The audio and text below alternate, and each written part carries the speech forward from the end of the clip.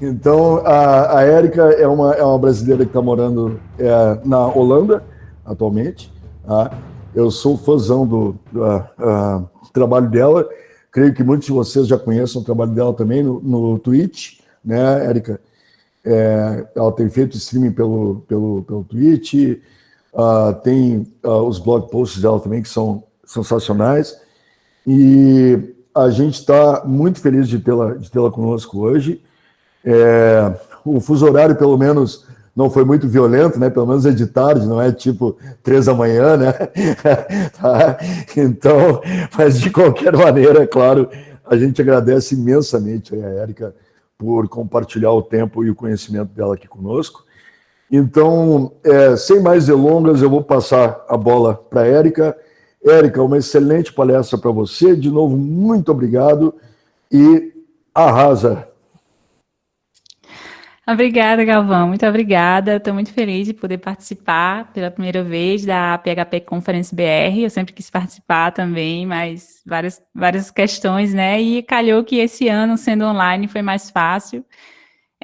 Então, estou aqui e estou bem feliz. Então, gente, eu sou a Érica. Então, eu trabalho na DigitalOcean, para quem não me conhece. No momento, mas eu trabalhei a maior parte da minha carreira como desenvolvedora PHP e ainda programo PHP, mas trabalho criando conteúdo lá para a DigitalOcean. E essa palestra, ela é bem legal, assim, para mim tem um valor sentimental, assim, pessoal, porque é sobre como a minha carreira se desenvolveu, né? É bem relacionada a isso tudo. Vamos lá. Então, para começar, né, eu preciso voltar lá para trás, assim, para contar uma história, né? Como é que eu cheguei até aqui, onde eu estou hoje, né? Trabalhando para a DigitalOcean e fora do Brasil e tudo mais, a minha carreira. E como é que eu fui chegar até aqui, né? Tudo começa, claro, com a minha mãe e o meu pai. Bom, a minha mãe, ela é uma brasileira, uma artista, e o meu pai, ele é alemão, e um engenheiro alemão. Meu pai se mudou para o Brasil muito jovem, conheceu ela, se casaram, enfim, etc. Mas a questão aqui que eu gosto de compartilhar é que tem a multicultura, né, a importância da multicultura e como isso influencia a gente de formas diversas.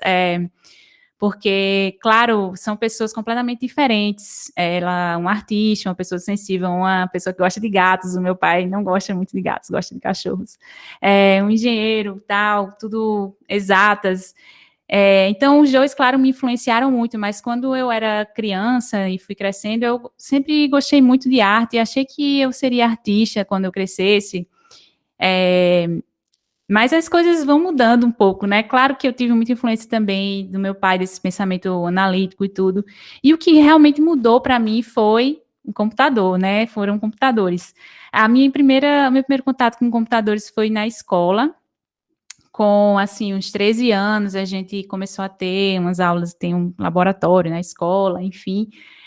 Mas foi assim, com uns 14 anos, a gente teve a sorte de ter aulas de programação, e isso não era uma coisa comum, mas o nosso professor resolveu dar aulas de Clipper e de Pascal para a gente. E aí foi já uma experiência marcante para mim, né? Aquela coisa ali de você criar algo, né? Só com linhas de código, linhas de palavras. Mas assim, ainda não foi tão marcante, porque ainda não tinha, faltava uma coisa, ainda faltava a internet, né? Então, só mais tarde, assim, com uns 14 anos, a gente foi ter um computador em casa, computador da família, né? E parecia muito com esse aí da foto, tinha o turbo ainda e tal. Mas aí, enfim, a gente teve internet de escada, lembro como se fosse hoje, custava R$ 30 para 20 horas de internet no mês. E aí a gente começou, né, a usar a internet, mas o que me interessou mais ainda assim foi o Mirk, né, o IRC, no caso usava o Mirk, o cliente para Windows. E aí foi quando começou essa parte da interação, né, e aí foi quando eu tive uma primeira experiência mais lúdica com programação, que foi criando scripts para o Mirk. Aí eu achei aquilo muito, muito, muito legal, e daí depois várias outras coisas se desencadearam, HTML básico e tal, GeoCities, aquela coisa bem, bem daquela época, né, começo ali, anos 2000, acho, 99, 2000, 2000, 2001.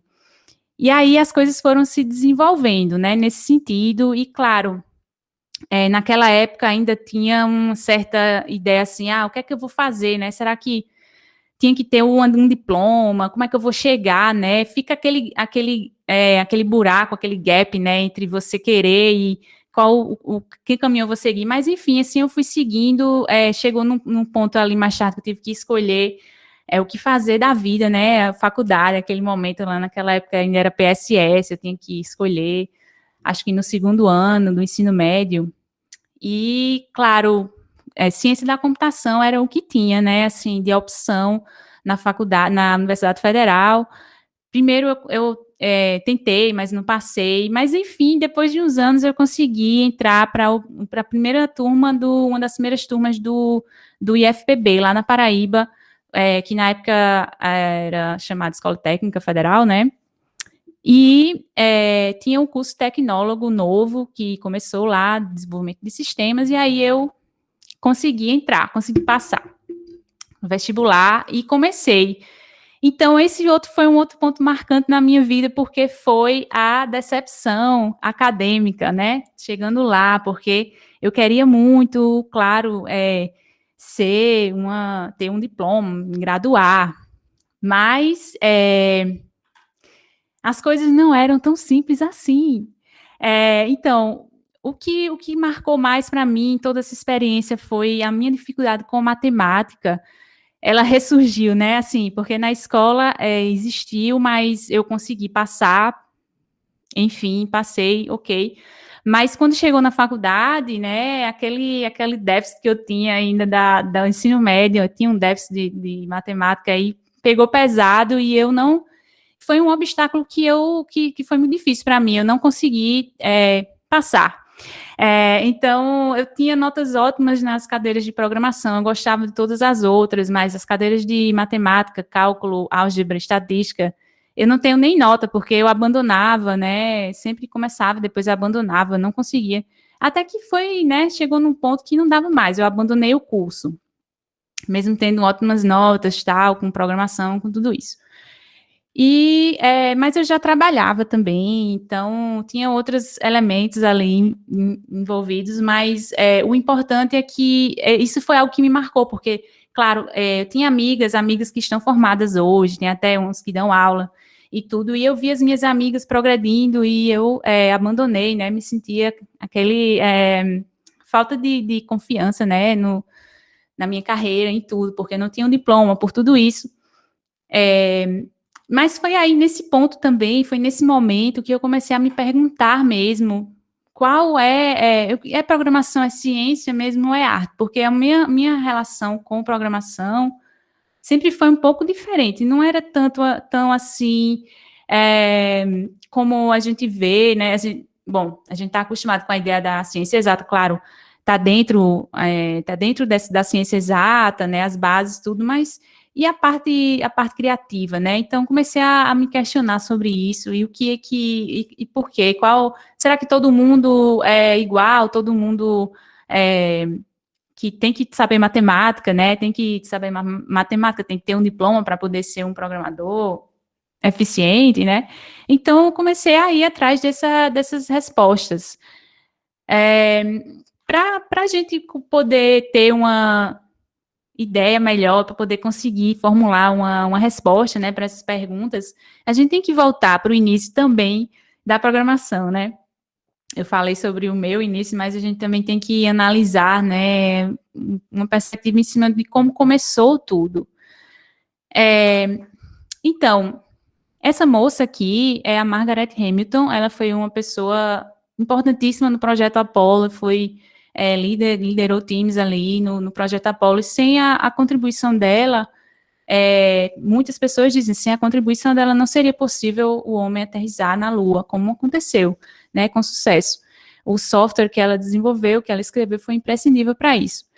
E ela conta, né, em entrevistas e tudo, que no início desse projeto, do projeto Apollo, software era tratado como algo que não tinha muita importância. Era algo como tratado assim como uma arte e uma mágica. Não era tratado como uma ciência ou uma engenharia. Não era valorizado. Então, isso explica muita coisa de como começou também. A gente vê hoje mais filmes saindo sobre as primeiras programadoras, né? Primeiras programadoras foram mulheres, etc, etc. Tudo está relacionado a essa ideia da época, de que programação era uma coisa menor, era um artesanatozinho, assim, uma coisinha assim que você faz, sabe? Como acho que isso veio muito da programação inicial mesmo, de furar cartões, né, e tal, mas já essa época já era outra coisa, não era mais assim, né? Mas, enfim, Margaret Hamilton fala sobre isso nas entrevistas que ela dá. Mas aí o que eu quero focar aí é a parte de arte, lógico, né? Vamos focar na parte de arte. Como é que pode a programação ser vista como arte, né? Qual é essa ideia? Para isso, a gente também tem que chegar numa definição de arte, né? Afinal, o que é arte? Porque a gente usa, é uma palavra tão corriqueira, usada para tantas coisas e de tantas formas diferentes. Então, eu reuni algumas definições, em diversos lugares e quotes, para a gente pensar um pouco sobre isso, né? Pensar juntos. Então, no dicionário Oxford tem essa definição, que a arte são trabalhos produzidos pela habilidade criativa e a imaginação humana, de humanos, de pessoas. Então, o que é importante aqui nessa definição, a gente tem 2 pontos importantes, criatividade e imaginação. Também é importante que é um trabalho produzido, não é apenas uma coisa que está, uma ideia, não é apenas uma ideia, existe um output, né? Existe um resultado.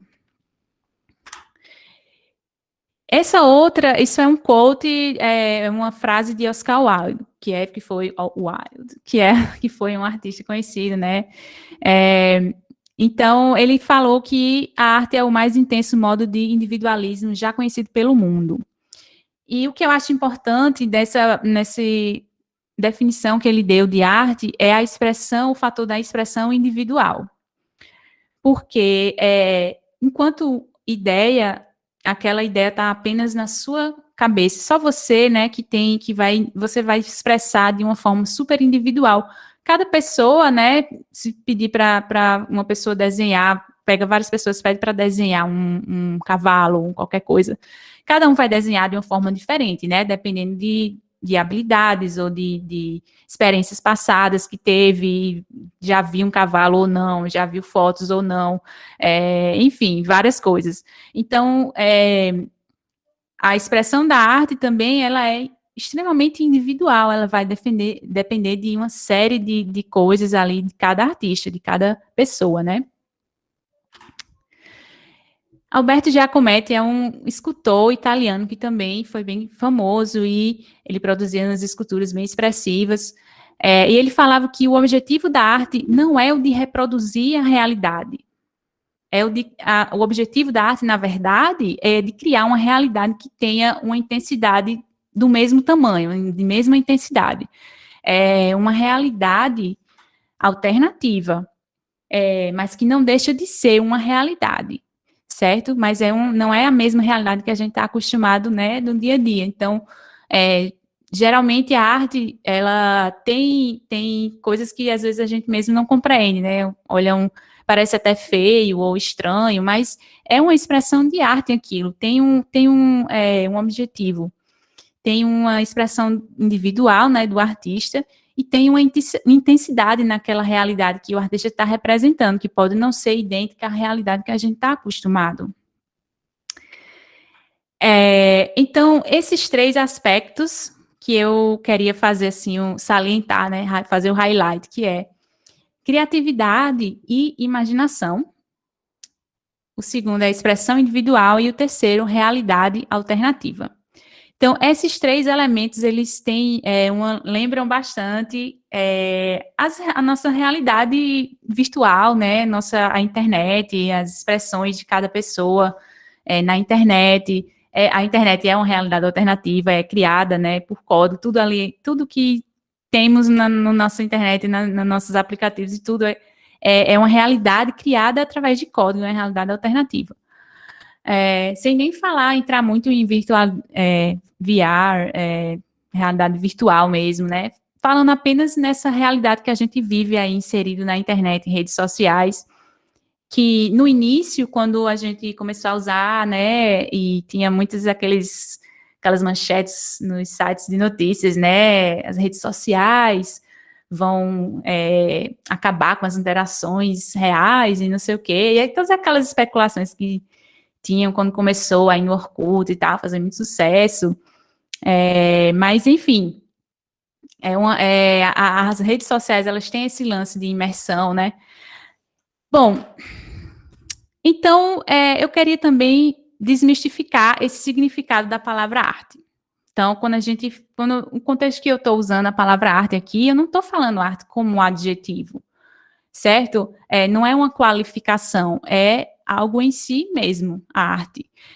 A arte não precisa ser boa e a arte não precisa ser bonita. Isso aí é algo a ser julgado por outras pessoas, um outro nível aí. Do que você produz, a arte em si, ela é um substantivo. No contexto que eu estou usando aqui, nessa palestra, a arte é um nome, é um substantivo, não um adjetivo. Então, depois de desmistificar e pensar um pouco nas definições de arte, e o que é arte, e o que é a definição, né? Sem entrar muito em questão de adjetivo qualificando, porque é um artista. O artista pode também ser simplesmente a pessoa que cria a arte, né? Quando você usa como uma qualificação, ele já está mudando um pouco, você está querendo dizer que é só coisas boas ou coisas ruins não são arte, mas não tem isso na arte. Então, de volta ao software. E de volta para Margaret Hamilton e o projeto Apollo. Então, Margaret Hamilton disse que começou a usar o termo engenharia de software para distinguir esse ofício, né, de outros tipos de engenharia, como hardware e outras coisas que tinha, né, claro, bastante hardware lá no projeto. Foi uma piada por muito tempo. Eles brincavam comigo por causa das minhas ideias radicais, ela disse. Porque sabe aquela piada ali no trabalho, começa como uma piada, começa como uma brincadeira, e eu acho que foi assim que começou o termo software engineering. Começou, ela usou, talvez, existem pessoas que contestam um pouco que outras pessoas já estavam usando esse termo, mas ela é conhecida por ser a criadora do termo software engineering. E, sabe, eu fico imaginando aquele contexto, imagina ela lá, ela sendo uma das poucas mulheres, e aí querendo ser levada a sério, né, e falar, isso é uma engenharia também, isso aqui, né, precisa de atenção, cuidado e respeito. E as pessoas brincando, né, não levando a sério aquilo ali, como se fosse uma coisa menor. E hoje em dia, olha onde estamos, né, com o software engineering, como desenvolvedores no mundo todo, e como mudou tudo, né, como mudou bastante. Mas a gente também tem que ser bem realista sobre a verdade, sobre, né, engenharia de software, ainda é um campo muito jovem, certo? Então, não dá para a gente comparar com algo que está aí há séculos, ou dezenas, 50, 100, 200 anos. Se você parar para pensar assim, né, quão frequente você escuta relatos de que uma ponte caiu, foi destruída, desmoronou, ou que um prédio, né, desabou, é raro. Acontece, mas é raro. Não é tão frequente. E pensa quão frequentemente você escuta, né, que uma empresa teve seus dados comprometidos, ou que um serviço ficou indisponível por dias, às vezes muito tempo, causando prejuízos horríveis. Então, não dá para comparar, assim, né? Tem muito chão pela frente, a gente tem que ser realista com isso. Tem muita coisa a evoluir ainda para que a gente tenha essa segurança, né? Hoje em dia, o que a gente tem de melhor, a nossa melhor alternativa são testes, mas é ainda tentativa e erro, né? Tudo é tentativa e erro. Então, hoje em dia, eu mesma me sinto até assim.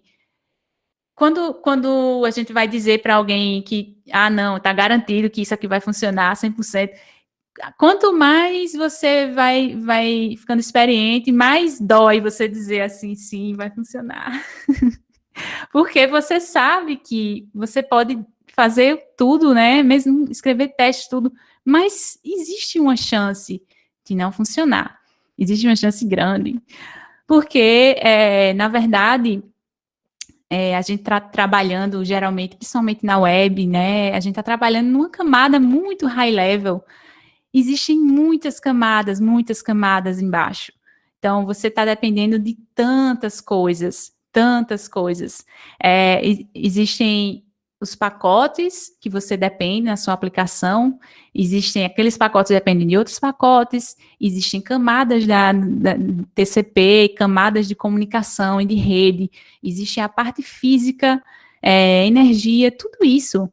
Então, são coisas que a gente não tem como prever. Eu lembrei agora de quando comecei a fazer as lives e teve um dia que fiz tudo programado para fazer uma live pela DigitalOcean, no lançamento do canal deles, e estava tudo certo, internet nunca falta e tal. Simplesmente teve um apagão de energia aqui na Holanda, né? Eu não esperava que fosse acontecer aqui na minha cidade, em The Hague, e ficou quase 24 horas sem energia. Então, existem coisas que a gente não tem como prever, muitas vezes. Acontecem coisas e a gente depende de muito software que a gente não tem controle, a gente nem sabe o que é que está acontecendo lá embaixo. Então, testes, por mais que você cubra, você acha que cobriu 100%, né? Porque isso aí é uma medida muito arbitrária. Você sempre vai ter algo lá que você não tem como saber. Então, não é considerado, não é uma prova matemática, né? Não tem fórmulas aí para calcular que aquele vai aguentar o peso. Existem até coisas a nível de rede, pode ter, mas vamos entrando a nível mais de software, a gente vai tendo menos opções e vai sendo dependente apenas de tentativa e erro. Trial and error. Então, no fim das contas, linguagens de programação são como blocos, são como Legos, são peças de Lego. Você pode escolher Vanilla, por exemplo, escolher só as peças básicas construídas aí, ou você pode usar um framework que vai facilitar bastante para você, já vai ter um monte de componentes já certinhos para o que você quer fazer, né, quer montar, geralmente tem um direcionamento maior, mas o resto realmente só depende de você. Se você vai construir algo muito complexo, pequeno, grande, médio, em termos de tamanho, em termos de complexidade, e quanto você pode, quanto você pode complicar também para manter depois. Bom, enfim, todas essas coisas realmente só dependem de você. Então, eu, após muito pensamento sobre esse tópico, eu cheguei nessa conclusão que a programação é arte, mas é uma arte construída em cima da lógica. Então, são como as peças de Lego, é a alegoria que não consigo deixar, sempre vem na minha cabeça, é isso, são peças de Lego, você vai construindo tudo, mas realmente depende de você, depende da sua criatividade, da forma que você vê, enxerga o mundo, as suas referências e muitas outras coisas. Esse aqui também eu gostei muito foi um tweet do Brian Lyles, uma pessoa que eu tive o prazer de trabalhar com ele na DigitalOcean, gosto muito do trabalho dele, as coisas que ele compartilha, ele tem umas ideias muito claras, e ele falou que software é uma ciência, uma arte e uma habilidade. Logo, precisamos de cientistas, artistas e artesãos. O que você considera mágica são lições aprendidas duramente, embrulhadas em um pacote bem arrumadinho. Então, foi uma tradução livre que eu fiz, né, do Twitter, que ele é americano. Mas, enfim, a gente precisa de todos os tipos de desenvolvedores. A gente precisa, sim, de uma pessoa com um background acadêmico, que saiba calcular muitas coisas com fórmulas complexas. A gente também precisa de artesãos, de pessoas, artistas, pessoas que tenham, são perfis de programadores, tudo isso a gente precisa de programadoras que tenham perfis diferentes, que venham de backgrounds diferentes, que tenham experiências de vida diferentes, para poder somar e para poder a gente criar essa realidade que a gente está criando, para que ela seja mais justa, mais igualitária, que tenha mais opções, mais oportunidades para todos. E para isso a gente tem que incluir todo mundo na conversa, a gente tem que incluir todo mundo dentro desse contexto de criação, né? Criadores de software. Que eu acho muito importante também pensar quais são as coisas que são importantes para a gente construir, para a gente se construir como um bom desenvolvedor, como um bom profissional na nossa carreira, em termos de desenvolvimento de software. Então, eu acredito que isso seja esse gráfico, eu tento explicar isso na forma de um gráfico, um diagrama Venn, né? Que na verdade, a forma que eu interpreto esse gráfico como uma espiral que começa do centro e vai circulando. Você começa de um ponto de curiosidade para aprender algo, né? Você parte de um ponto de curiosidade. E aí, para alcançar o technical knowledge, você precisa, o conhecimento técnico, você precisa de criatividade você precisa de technical knowledge, você também precisa de criatividade para poder exercer aquilo, né, para poder aplicar. Bom, uma forma de ver a curiosidade, ela meio que compensa technical knowledge, a conhecimento técnico, às vezes, na verdade, leva ao conhecimento técnico, porque você tem a curiosidade e você vai atrás do conhecimento técnico, e a criatividade leva à experiência, porque aí o que você não tem de experiência, você compensa com a criatividade, né, muitas vezes, mas com o decorrer do tempo você ganha experiência. Então, você tem essa relação entre os elementos. Eu não sei se essa é a melhor forma de apresentar, talvez, essa relação, talvez existam formas melhores, mas foi a forma que eu pensei, né, quando eu criei esse diagrama Venn. Mas esses elementos, eles são muito importantes. Como eu falei antes, você pede para várias pessoas desenharem uma coisa diferente, cada uma vai vir com um resultado diferente, né, claro. Em termos de código, também é assim.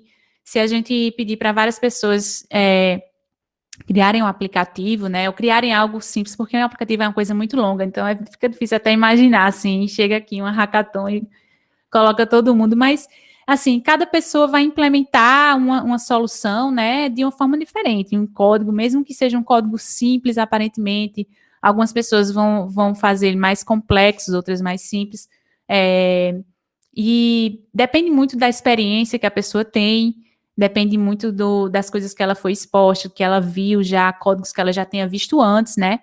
Então, tudo isso vai influenciar, e o resultado vai ser diferente. Então, mas Érica, eu trabalho só com testes que me colocam para fazer, como é que eu estou usando a minha criatividade aqui? Mas você está, porque se você implementa qualquer coisa, até se você copia eu copio o código do Stack Overflow, eu não estou usando minha criatividade, mas está, porque você está criando alguma coisa maior, aí você precisa daquilo, aquilo é só um trechinho que você vai precisar, né? Para poder, é um material que você vai precisar para criar o seu craft, a sua arte ali. Então, você vai juntando as partes, mesmo que seja um pequeno Frankenstein que você vai montando ali, mas vai chegar numa criação sua, não vai ou não vai? E às vezes é uma tese, não, mas é um produto da empresa que eu não estou criando, mas você está criando partes ali também, aquelas pequenas partes que fazem as engrenagens funcionarem, você está trabalhando ali e também usando sua criatividade, porque a gente não conhece tudo, a gente não sabe tudo. E a gente também não... eu acho que, pelo menos eu, assim, particularmente, quando eu estou trabalhando, criando código, eu busco quando necessário, mas eu tento também desenvolver por mim própria, pela minha cabeça, né, para poder ver o que sai. Eu tenho, isso é uma coisa que me motiva a escrever código, porque esses probleminhas é um problema aqui e ali para resolver. Quando a gente junta todos, né, todos os requisitos, todos os problemas, mas isso, e aí fica aquele problema interessante para resolver. Isso é uma coisa que é a mágica do código, eu acho que está aí. Então, a curiosidade leva a gente e a criatividade a desenvolver soluções para esses problemas, e especialmente quando colocados juntos, né, se tornam já um problema maior, assim, com várias dependências. Então, você tem que usar a sua criatividade. Também é importante ler códigos dos outros, e aí você ganha experiência com isso, né? E quando você não sabe mesmo, você tem que usar a curiosidade para ir buscar o conhecimento que você precisa. Bom, isso aí foi um career map, né, um mapa da minha carreira que eu precisei desenhar para uma dinâmica aí do time. E eu achei que seria legal compartilhar, porque fala um pouco da minha história, né, como eu cheguei até aqui. Eu comecei lá no João Pessoa, na Paraíba, no Brasil, trabalhando como recepcionista no provedor de internet, e aí depois eu consegui ir para suporte técnico, e aí depois que veio o meu primeiro emprego como desenvolvedora, demorou ainda. Trabalhei com Google AdSense, bastante tempo, criava sites e ganhava dinheiro com Google AdSense, com anúncios, e aí isso pagou a minha segunda universidade, porque a primeira eu já tinha abandonado. E aí eu consegui ainda uma graduação, né, um diploma em marketing. E aí foi quando, depois disso, que eu fui para a Holanda. Aqui na Holanda já tive a oportunidade de trabalhar também com desenvolvimento PHP numa empresa menor, e foi daí que eu consegui ir para a minha primeira conferência. Isso me levou à minha primeira conferência, apesar de ser um ambiente que não foi tão bom para mim, mas me levou a conhecer as pessoas aqui. Foi quando eu conheci Rafael Doms, que estava aí no chat agora, não sei se ele ainda está. Mas, e aí conheci o Amsterdã PHP. Então, nesse ponto aí que mudou mais, assim, a minha carreira, foi quando eu me envolvi na comunidade. Oi, Rafael. E aí, ter esse envolvimento com a comunidade, ver o que as outras pessoas também estavam, né, ver as pessoas que estavam palestrando e almejar aquilo, porque parecia algo impossível para mim palestrar em inglês. Eu sempre gostei de apresentar, na escola gostava de apresentar o trabalho e tal, mas quando eu me mudei, né, já virou um bloqueio para mim, mas palestrar em inglês, aí demorei um pouquinho, mas depois de assistir e a comunidade me encorajando, as pessoas, Michelle Samver, também me encorajando, e outras pessoas da comunidade daqui na Holanda, PHP. Assim eu comecei a submeter as palestras com muito medo, mas submeti, aí fui começando a palestrar. E aí, depois de começar a palestrar nos eventos, que eu venho a oportunidade de trabalhar na DigitalOcean pela primeira vez como Developer Advocate, né, evangelista, não sei como é que chamam em português, mas nessa oportunidade foi já por conta do trabalho que eu estava fazendo de palestrar, né, ter essa visibilidade e tudo mais. E aí mudei, trabalhei como engenheira lá também, aprendi Ruby e programei em Ruby por um tempo, mas aí minha filha nasceu, resolvi sair, e aí eu voltei ano passado, passei por todo o processo, mas da primeira vez eu ainda trabalhei uns 6 meses como escritora, escritora técnica, né? Escrever tutoriais, mas eu não me sentia segura ainda do meu inglês. E aí, depois desse tempo, eu comecei a me dedicar mais a escrever conteúdo em inglês e tal, nos meus blogs e tudo isso. E aí, ano passado, eu me submeti novamente ao processo todinho de hiring process, né? Apliquei para a vaga deles de technical writer, passei por todo o processo e fui contratada, e eu me senti bem segura, mais por ter passado por todas essas etapas, nada me foi dado, assim, né, eu passei por todas as etapas, entrevista e tudo. Então, bom, tudo isso para dizer que não pense em fazer arte, apenas faça, certo? Deixe as outras pessoas decidirem se ela é boa ou ruim, se eles amam ou odeiam. Enquanto elas estão decidindo, faça ainda mais arte. Então, eu adoro esse quote de Andy Warhol e eu acho que esse quote é perfeito, assim, para open source, também para código, para tudo que você vai fazer, assim, que às vezes você pensa um pouco e, mas acho que eu não estou pronto para fazer isso. Então, vai sem estar pronto mesmo.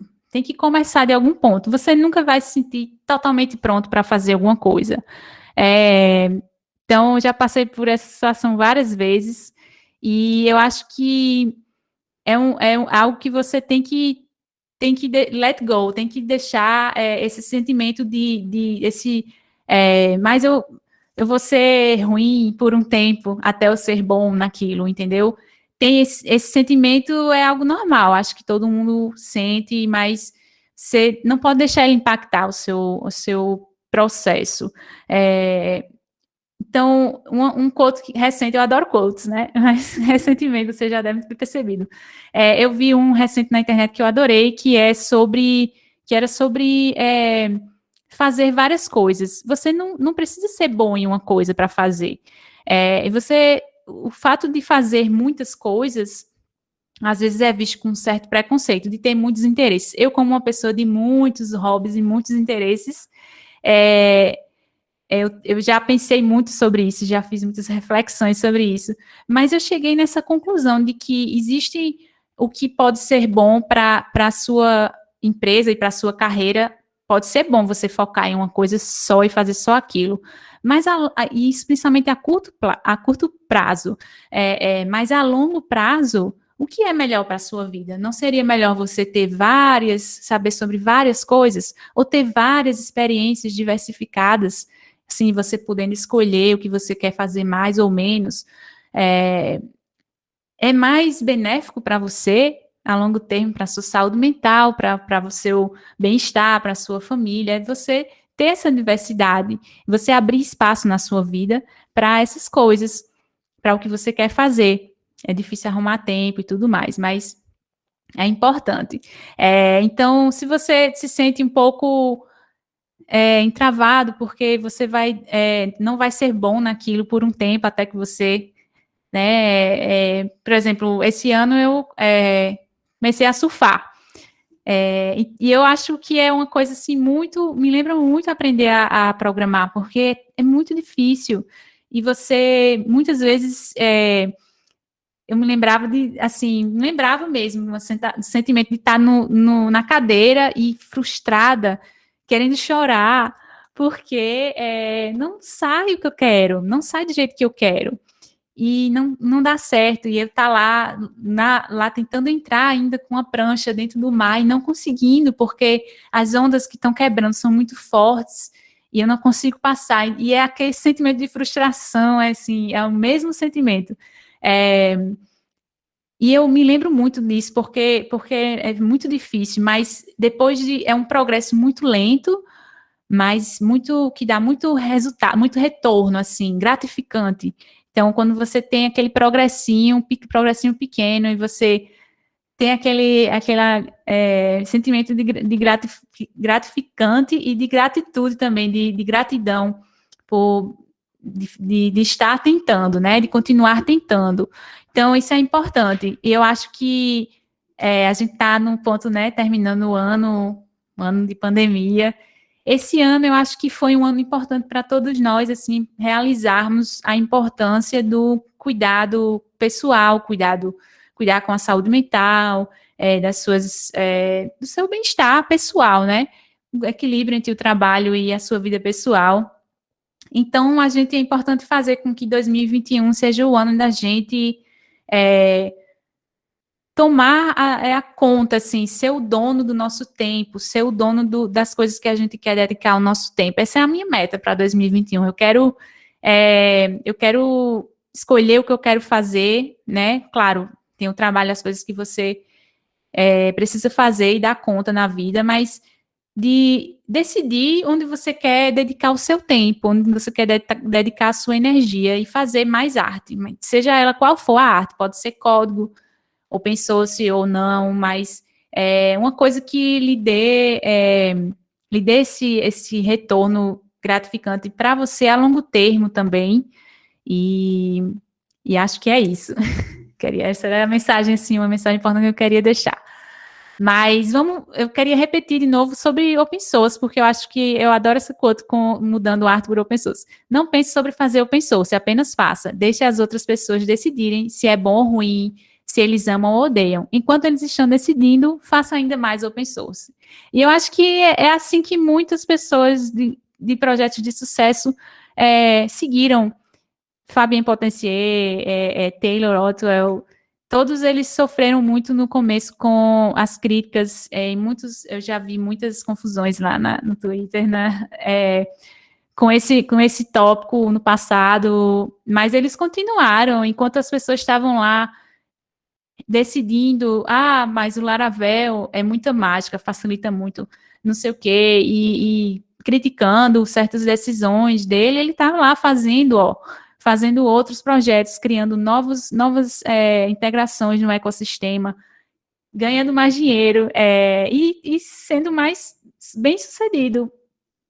E então é isso que a gente tem que fazer também, enquanto as pessoas estão decidindo, deixa elas decidirem, deixa elas discutindo aí se gostam ou não do seu projeto, mas continua, foca e vai em frente no seu projeto open source ou não, no seu novo projeto para 2021, nova ideia de aplicativo, nova ideia de podcast, ou canal no YouTube, ou o que quer que seja, faça. E era tudo isso que eu tinha para apresentar. A gente tem um tempo ainda, se vocês quiserem fazer perguntas, mas basicamente era isso. Obrigada muito a todos. E vocês podem me encontrar no Twitter, na maioria das redes sociais, com o nome Erika Haydn. Obrigada. Muito obrigado, Erika. Excelente palestra. Parabéns mesmo. Pessoal, aí é a melhor palestra técnica que já assisti, eu concordo. Não técnica, né? Pessoal, vamos aproveitar o nosso tempo com a Erika aí, vamos aproveitar esse tempo que ela está dedicando para nós. Perguntas. Se vocês não perguntarem, pergunto eu, hein? Porque eu já tenho umas duas engatilhadas aqui. Então, eu tô procurando não fazer nepotismo. Vou lá? Então tá bom. Ô, Érica, me diz uma coisa. Bom, eu acho realmente essencial essa sua palestra, porque eu acho que esse conceito é essencial, né? Tá?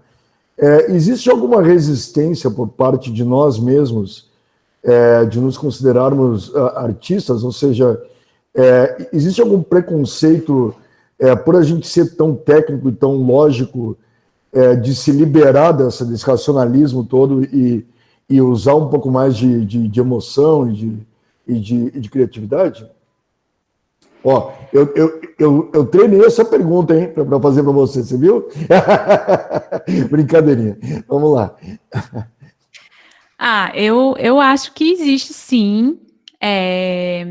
Eu acho que vem de uma separação muito, muito rígida, assim, né, que parece que foi criada muito, talvez, com base na academia, né, as universidades, parte acadêmica, onde existe uma separação de áreas, e aí muitas pessoas que frequentam aquele meio e que também acabam propagando, né, criando grupos fechados, comunidades fechadas, né, gated communities, aqueles grupos, aqueles setores viram, né, uma comunidade fechada, é exatas, é humanas, é não sei o quê, e eu acho que tem uma coisa vindo daí, sim, já, né, de muitos tempos, mas eu acredito que quando se tem uma experiência mais autodidata, ou talvez mais, assim, fora da academia, né, quando você aprende,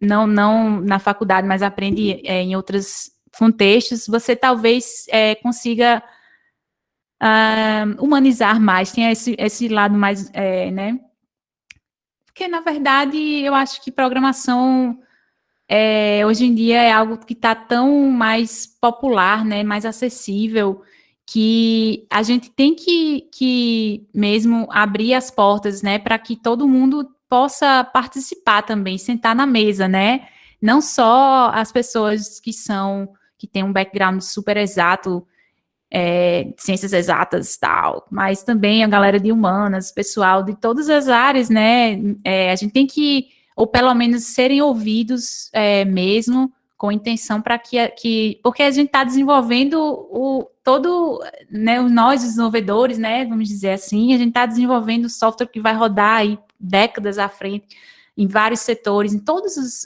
as áreas, então essas pessoas também têm que participar. E sim deixar também esse tipo de rivalidade ou preconceito com a parte de humanas e tal, por ser de exatas. Eu acho que isso aí é algo que tem que acabar. Perfeito, perfeito. Pessoal, lembrando que o feedback de vocês é super importante, porque ele fica gravado também, né? Então o chat ele vai junto com o vídeo. Como você está tendo muito feedback, Érica, eu vou ajudar você com as perguntas, tá? Tá, obrigada. Eu dei um scroll para cima aqui para encontrar a primeira pergunta, que foi do Elton Mineto. Então, o Elton pergunta o seguinte: você falou sobre arte como individualismo, mas quando estamos trabalhando em equipes, você vê a arte como uma construção coletiva? Porque muito individualismo em código pode gerar problemas para um time. Mineto Gerentão perguntando. Nossa, sim, a arte sim pode ser, com certeza, a arte pode ser uma construção coletiva, sim. Inclusive, eu até lembrei aqui de algo bem interessante, que eu também gosto de impressão 3D, né? E tem algumas pessoas que fazem projetos de impressões muito grandes, esculturas, e cada pessoa imprime uma parte, e aí eles se juntam e colocam em algum lugar. Evento, por exemplo, tem esse tipo de coisa em algumas conferências que eu participei. Mas eu acho que, claro, a arte pode ser, no caso de um código, trabalhando em time, a gente tem que sempre levar em consideração, mas dentro do que a gente tem como uma task para ser criada, a gente tem espaço ali para usar a nossa criatividade até certo ponto, né? Claro, vai ter que ter uma aprovação aí, dependendo do seu processo. Mas, sim, a construção coletiva, se você está trabalhando em grupo, com certeza você tem que considerar essa sua arte como uma construção coletiva. Perfeito. Agora, o 080 pergunta, eu costumo brincar agora que com esses IDs que a gente inventou, né, a gente que nem tropa de elite, né?